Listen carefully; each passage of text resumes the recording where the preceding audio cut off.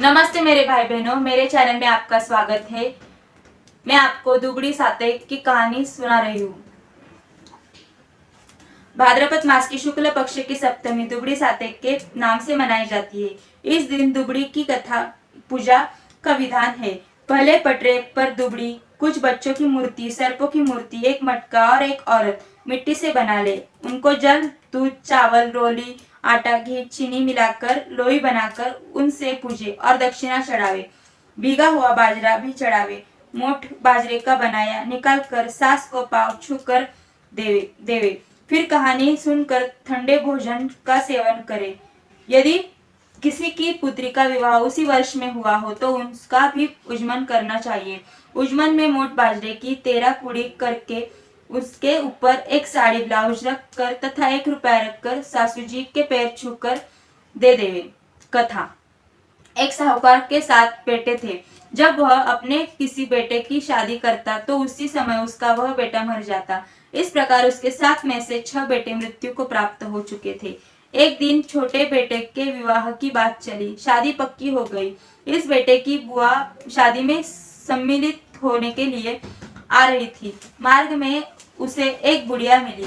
बुढ़िया ने उससे पूछा, तुम कहाँ जा रही हो?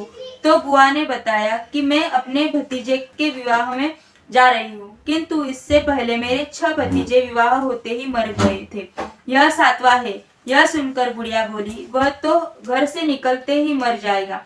अगर बच गया तो भी मार्ग में एक वृक्ष के नीचे दबकर मर जाएगा। यदि वहां से बच गया तो ससुराल में द्वार गिरने से दबकर मर जाएगा। अगर वहां से भी बच गया तो 7वें भावर पर सर्प के काटने से मर जाएगा। यह सुनकर बुआ बोली, हे माता, उसके बचने का कोई उपाय है? तब बुढ़िया बोली, है तो सही, किंतु कठिन है। सुन, तुम लड़के को पीछे के मार्ग से बाहर निकालना और वृक्ष के नीचे लग के लड़के को मत बैठने देना। ससुराल में भी पीछे के द्वार से लेकर जाना। भावरों फेरों के समय कच्चे करवे में कच्चा दूध और गरम लकड़ी लेकर बैठ जाना।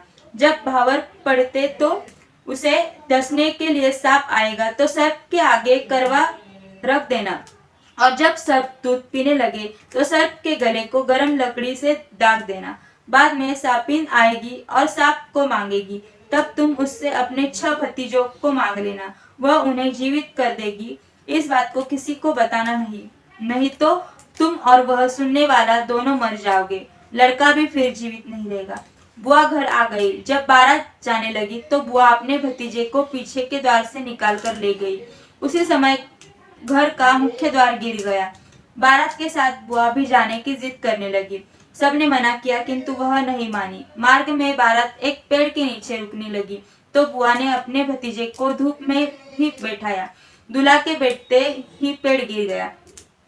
सब बाराती बुआ की प्रशंसा करने लगे। बारात वहां से लड़की के यहाँ पहुंची तो वहां भी बारात पीछे के द्वार से जाने के लिए बुआ ने कहा।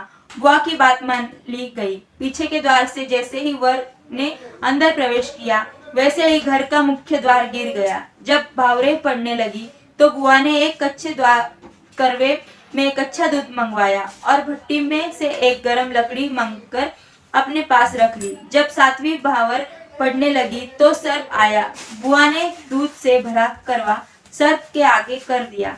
जब सर्प दूध पीने लगा तो बुआ ने सर्प के गले को जलती लकड़ी से डाल दिया।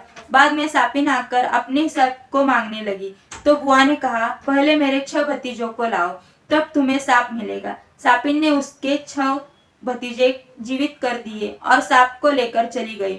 यह देखकर सब बाराती बुआ की प्रशंसा करने लगे। बारात के घर वापस आने पर बुआ ने सप्तमी के दिन दुबड़ी की पूजा की। इसी कारण इसको दुबड़ी सातेक कहते हैं। उसी समय से दुबड़ी सप्तमी का पर्व मनाया जाने लगा है। हे दुबड़ी मैया, जैसे तूने बुआ के 7 भतीजे दिए वैसे ही तुम सबकी रक्षा करना।